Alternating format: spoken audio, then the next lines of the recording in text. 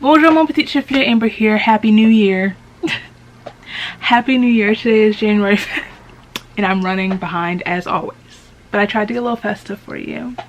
I have earrings on and everything. I have a bunch of highlighter on. So like I said, it's the new year. It's 2021. I'm running behind. So I'm finally going to sit down and share some of the books that I need to read this year. I just filmed my most anticipated 2021 releases. So now we move on to my more generalized TBR. I'm not going to talk too much ahead of time because I have 21 books to talk through. Please bear with me. So like I said, these are just books that are already out that I desperately need to read. There aren't just 21 books, but these are the ones that I have wrangled onto this list. So this list is like sort of interchangeable, honestly. I have an additional list for even more books that I want to read this year if I get around to it. Okay, let's just start.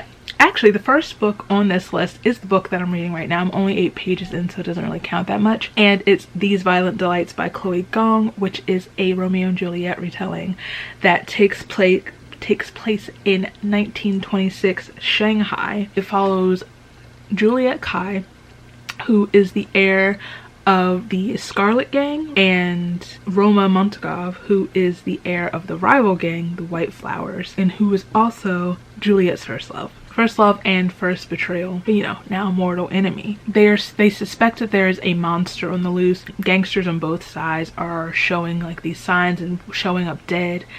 And so they have to, Roma and Juliet have to come together and work together to stop whatever's going on in the city. Otherwise, there's no city left for either of them to rule. I'm only 8 pages in, but I really already love Chloe Gong's writing style, and I love a retelling. And I'm so excited to see how Romeo and Juliet is interpreted into this world. I also really love Shakespeare. I don't know if I've ever really talked about that. I think I have. Okay, so next we have another fairly recent release, and that is Kingdom of the Wicked by Kerri Maniscalco. Kerri Maniscalco is the author of the Stalking Jack the Ripper books. This one follows Amelia after her twin sister Vittoria is found dead, I believe. They are string, which are Italian witches, who live like secretly amongst humans. So Amelia sets off to find the killer, the person who murdered her sister, to enact vengeance. Obviously, it says, even if it means using dark magic that's been long forbidden. Then Amelia meets Wrath, one of the wicked princes of hell. She has been warned against entail since she was a child. Wrath claims to be on Amelia's side, tasked by his master with solving the series of women's murders on the island. But when it comes to the wicked, nothing is as it seems. So it's also like dark romance. I'm just like, okay, Miss Maniscalco can write some romance pretty well. Also, I love this cover. I have like 2 or 3 copies of this book from various boxes. Just the premise, like the dark magical like element in this Italian-esque world. See, next we have a book I was supposed to read immediately when it came out, and it's Grown by Tiffany D. Jackson. Tiffany D. Jackson is an auto-buy author for me. She is one of my favorite authors ever. Everything she writes is golden. She can't do any wrong in my eyes. I say this every single time I mention her. This book I know is going to be a lot to deal with.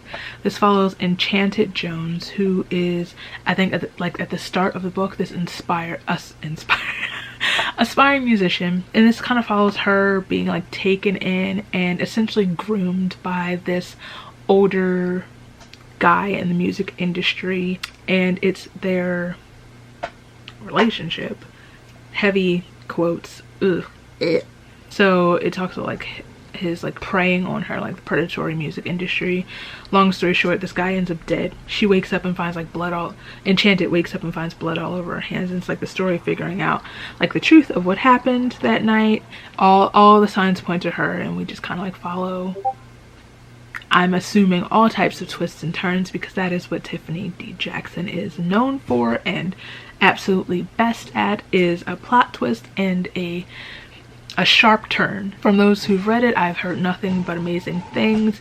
I know it's going to be heavy. I know it's going to be a lot, but like I said, everything Tiffany writes is golden. Next is another one that I've heard nothing but the highest of praise for, and it's Legendborn by Tracy Deonn. All I really truly know about this is that it's like black girl magic and Arthurian legend put together, and it's like absolutely yes. I have always really been obsessed with like the Arthurian legends and like just like that world, the world of like Camelot and whatnot, and the Knights of the Round Table and all that jazz. This follows Bree. Oh my god. This follows Bree, whose mother has just died, and she kind of like runs off to this like college, almost like college prep program at UNC Chapel Hill. It says, until Bree witnesses a magical attack her very first night on campus, a flying demon feeding on human energies, a secret society of so-called legend-born students that hunt the creatures down, and a mysterious teenage mage who calls himself a Merlin and who attempts and fails to wipe Bree's memory of everything she saw.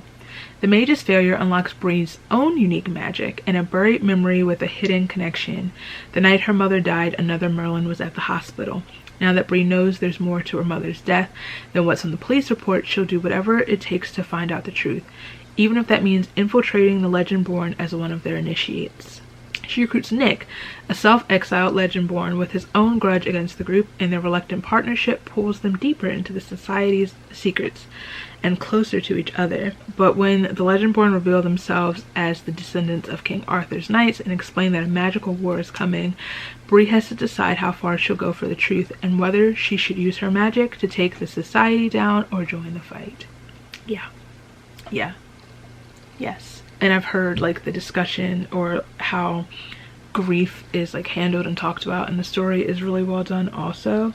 Next is a sequel that I can't believe I haven't gotten to, by one of my favorite authors, and it's The Damned by Renee Ahdieh, which is the sequel to The Beautiful, which I loved so much.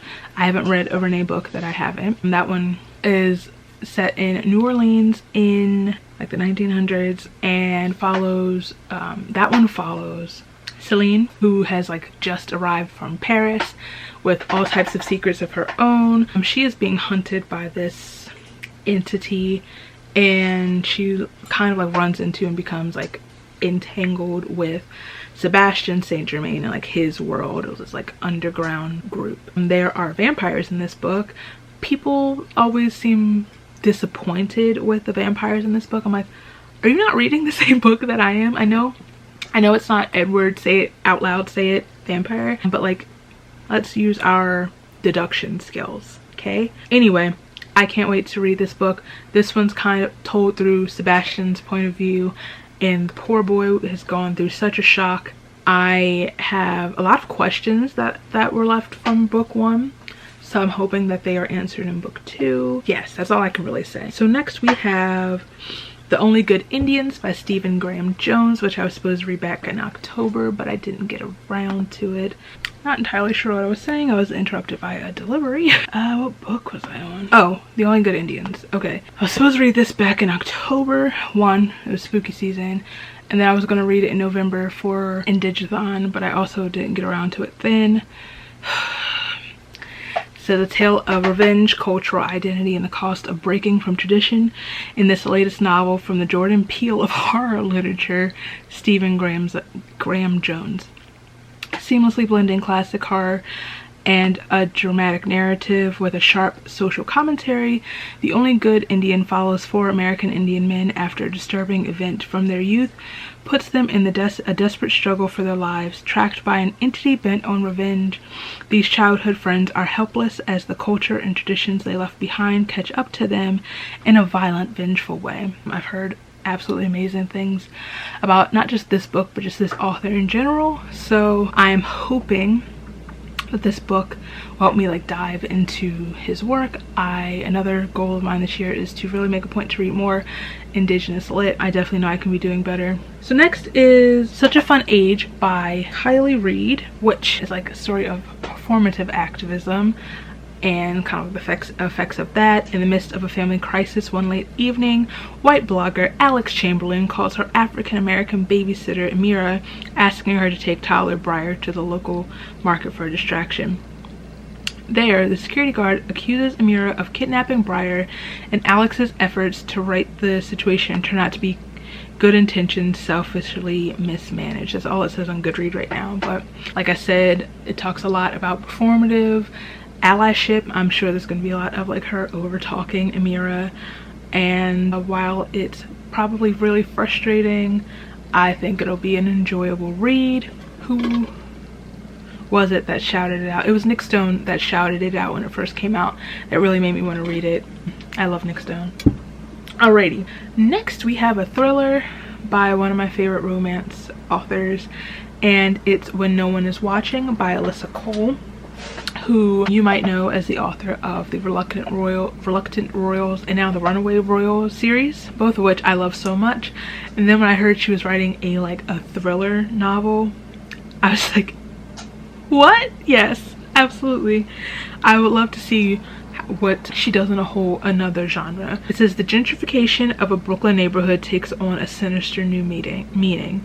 Sydney Green is Brooklyn born and raised, but her beloved neighborhood seems to change every time she blinks.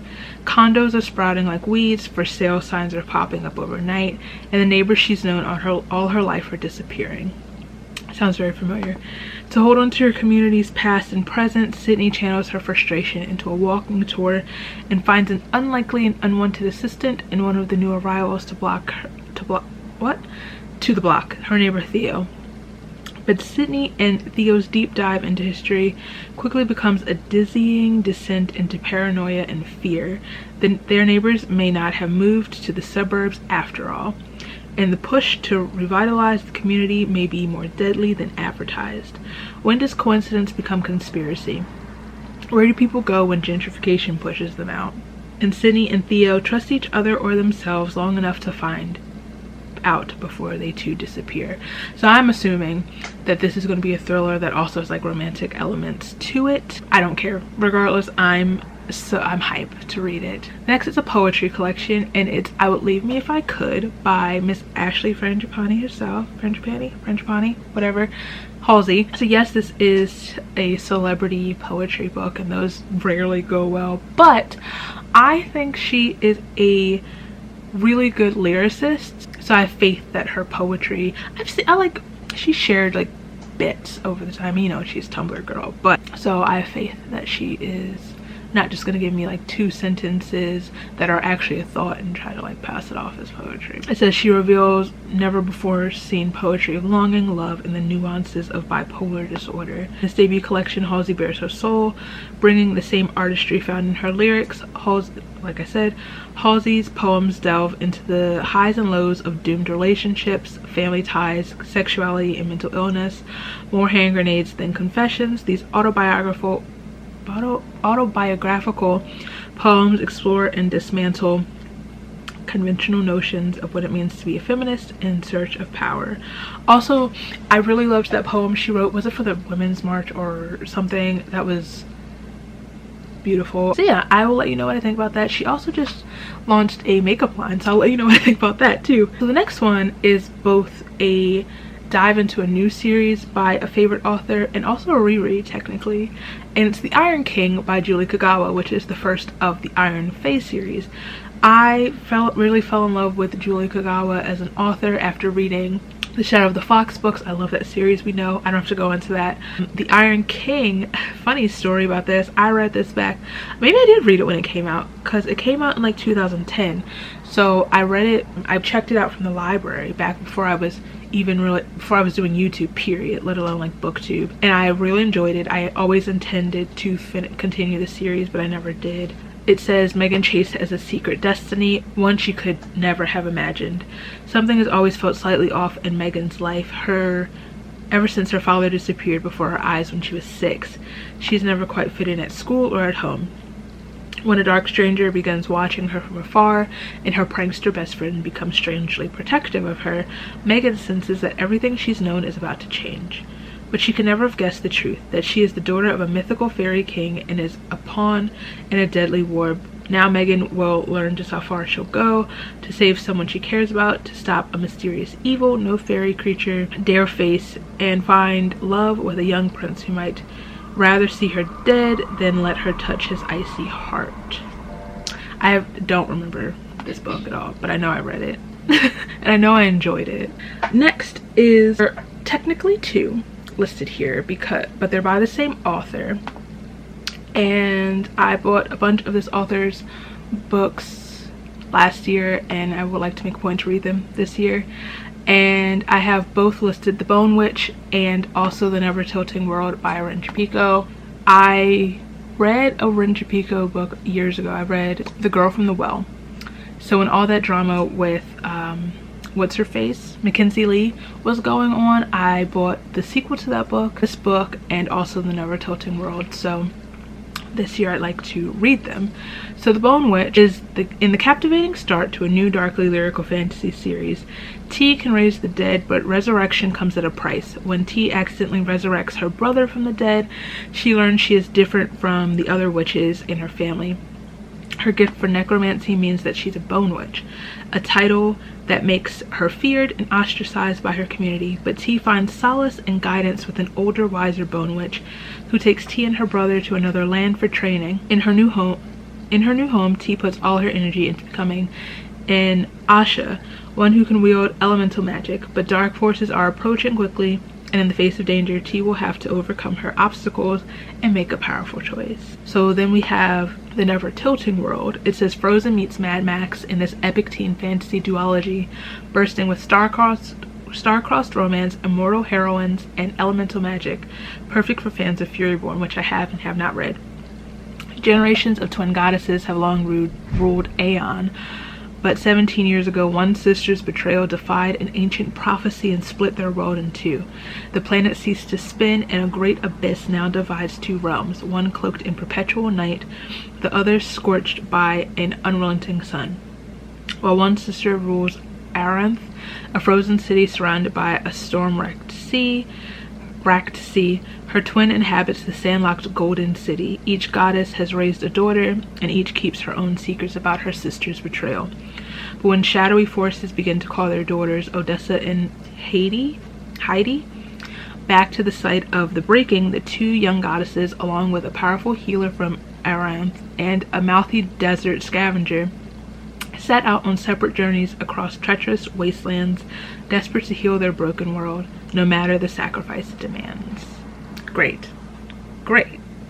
That sounds great. Next is a super popular, hyped up book series in the entirety of the book world, and it's The Poppy War by R.F. Kuang. I know this one's like super heavy, and I want to definitely like approach this the right way, because I know it talks about real events that have happened, real war.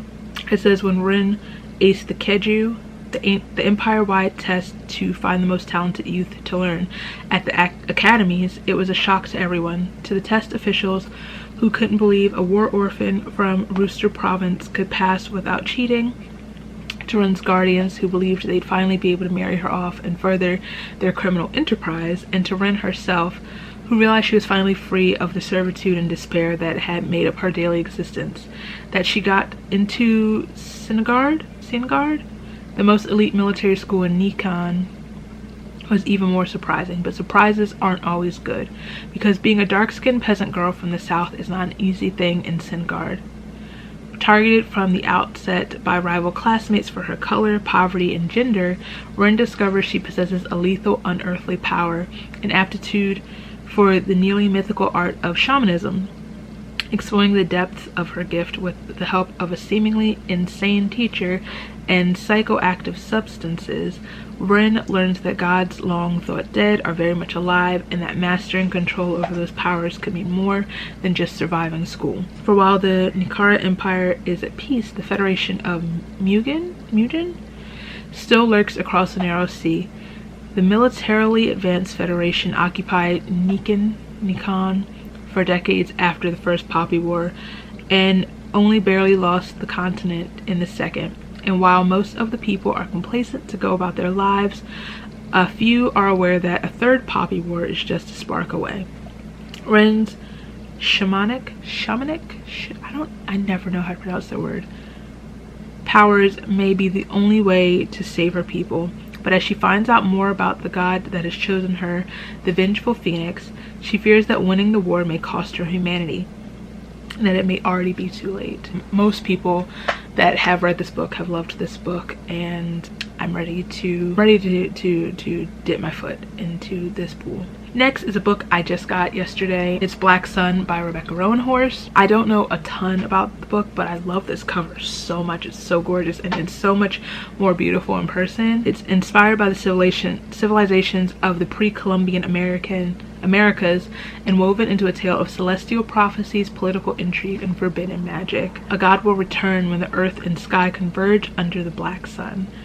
In the holy city of Tova, the winter solstice is usually a time for celebration and renewal, but this year it coincides with a solar eclipse, a rare celestial event prescribed by the sun priest as an unbalancing of the world. Meanwhile, a ship launches from a distant city bound for Tova and set to arrive on the solstice.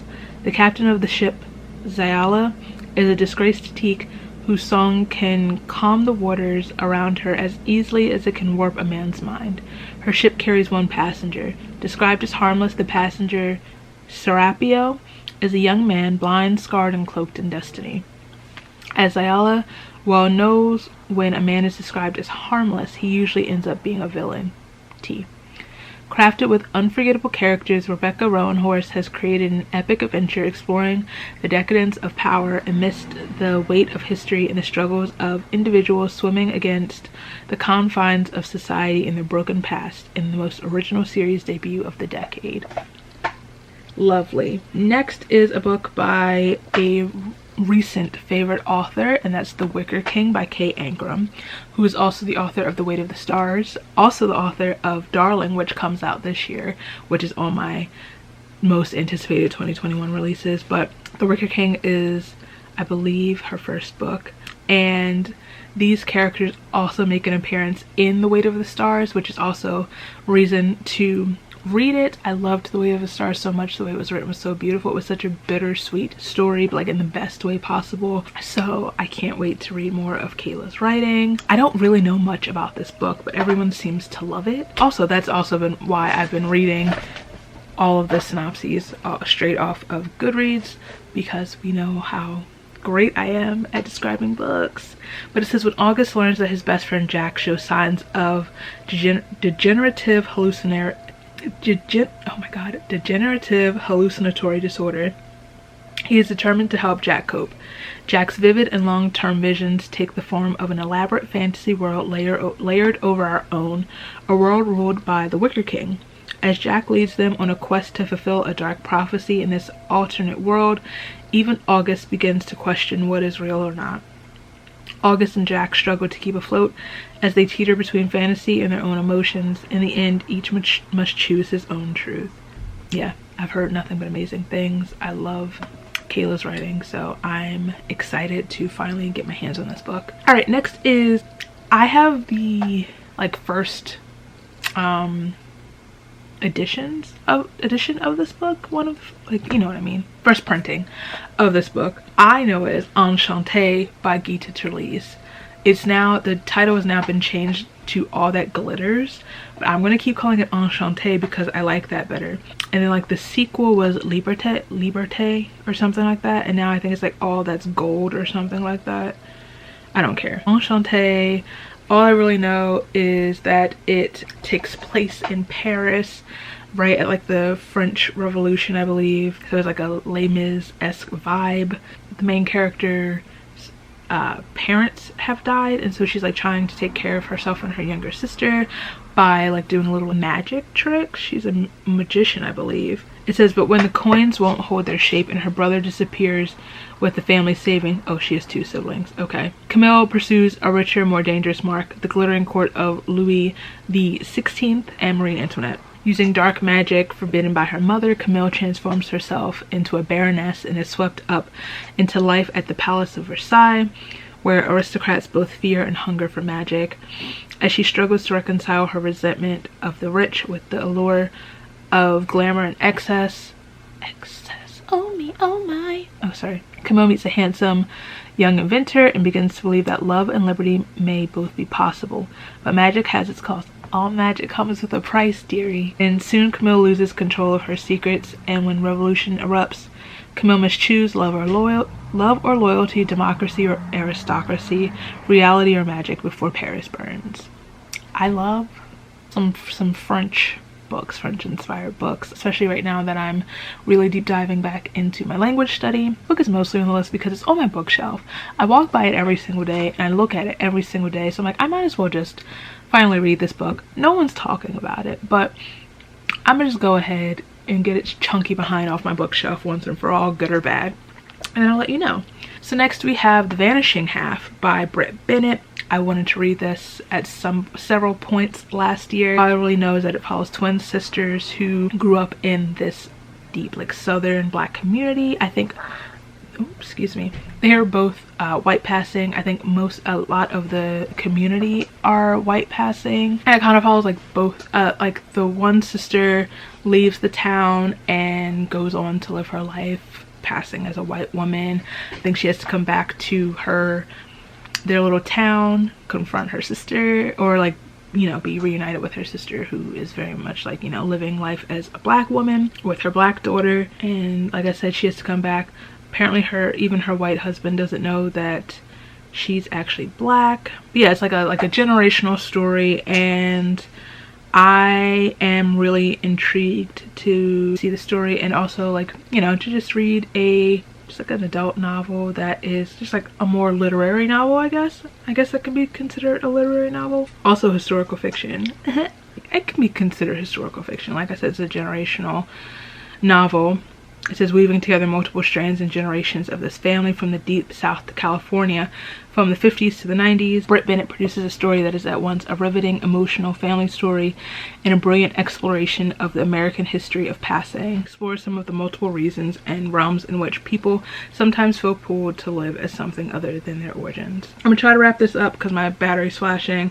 The next book is Dear Justice by Nick Stone, which is not necessarily a sequel, but like a follow-up to Dear Martin, which I loved so much.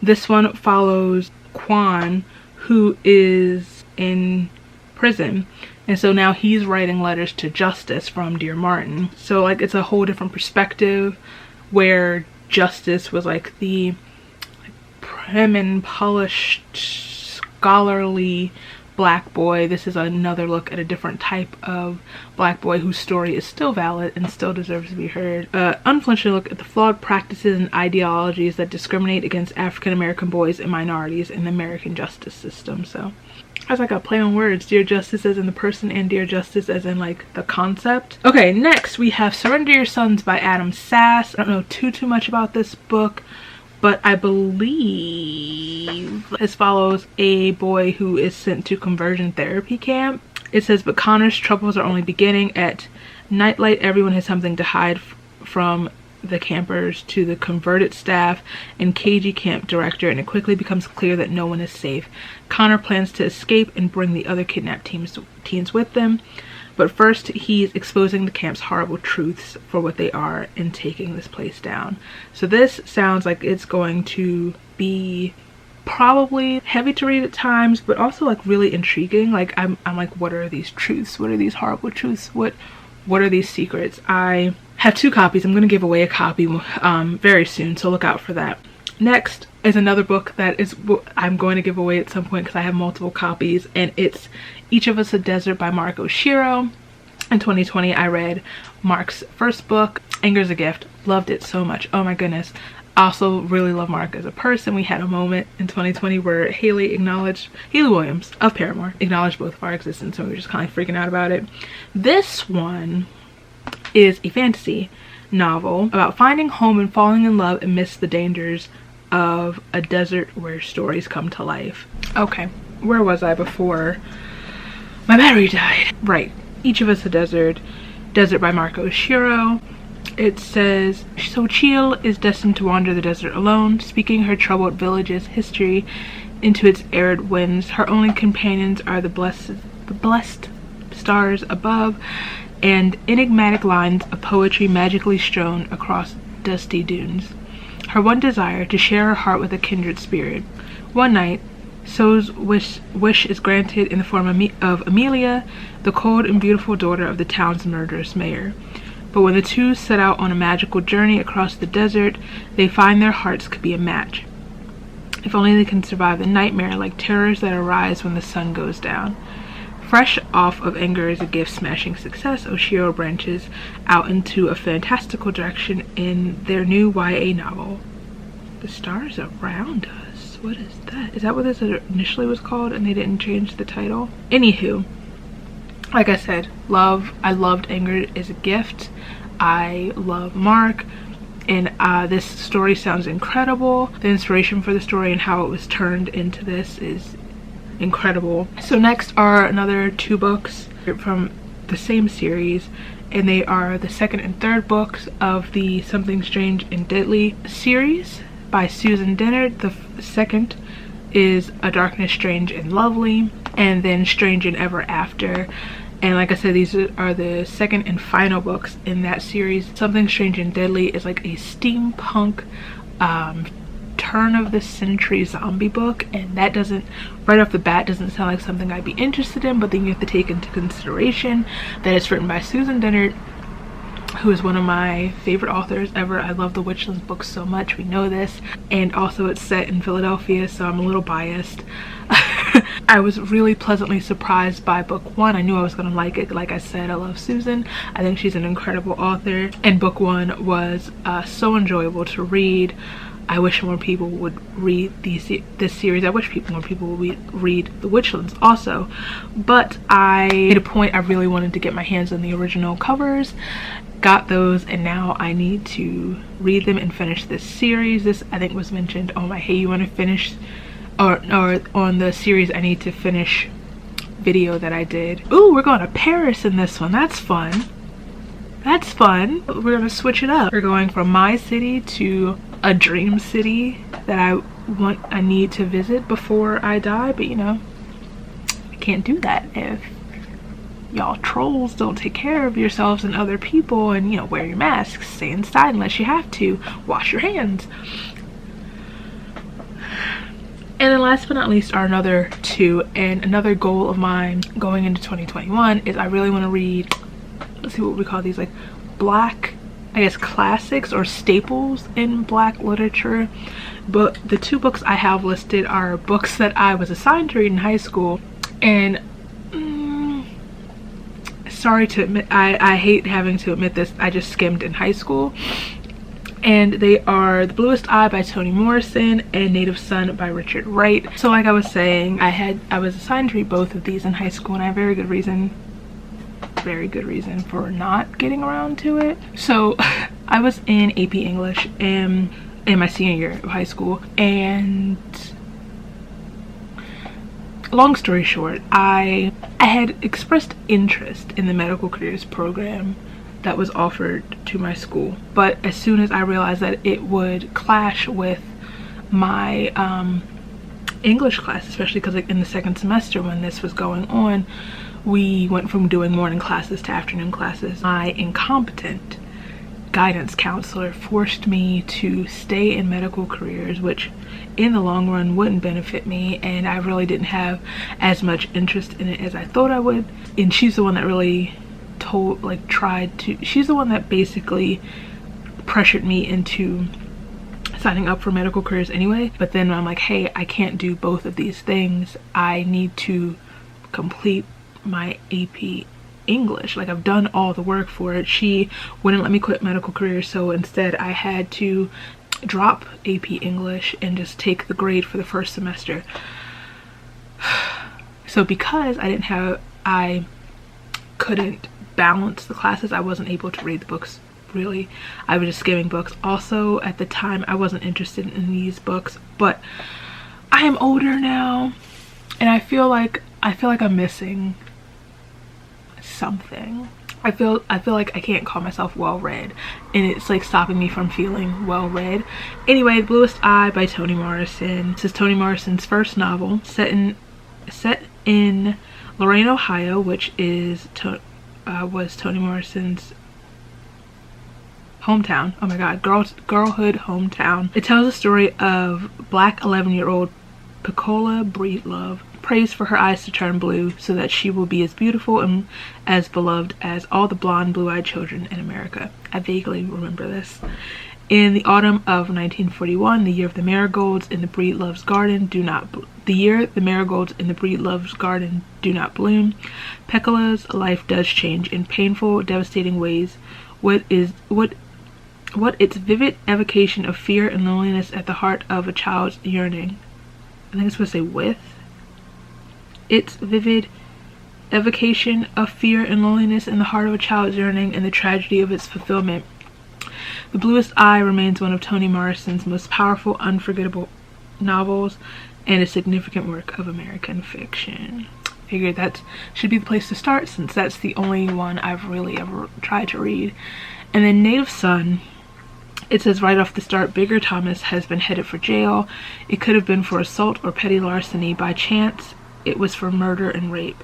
Native Son tells the story of this young black man caught in a downward spiral after he kills a young white woman in a brief moment of panic. Set in Chicago in the 1930s, Wright's powerful novel is an unsparing reflection on the poverty and feelings of hopelessness experienced by people in inner cities across the country and of what it means to be black in America. I have that book somewhere, but I'm gonna get a new copy because I have no idea where it is. I kind of took it from my English class. Whatever. I did eventually tell my teacher that I had it and she's like, I don't care. Anywho, so that's it. That's my list of books that I really desperately need to get around to reading this year. Let me know what some of yours are below. If you haven't watched it already, go watch my 21 most anticipated 2021 releases. Okay, thank you for watching this video. If you liked it, and I really hope you did, please give it a thumbs up. If you like me, feel free to subscribe. All my places are down here so you can follow me and I'll follow you back, and I'll see you very soon.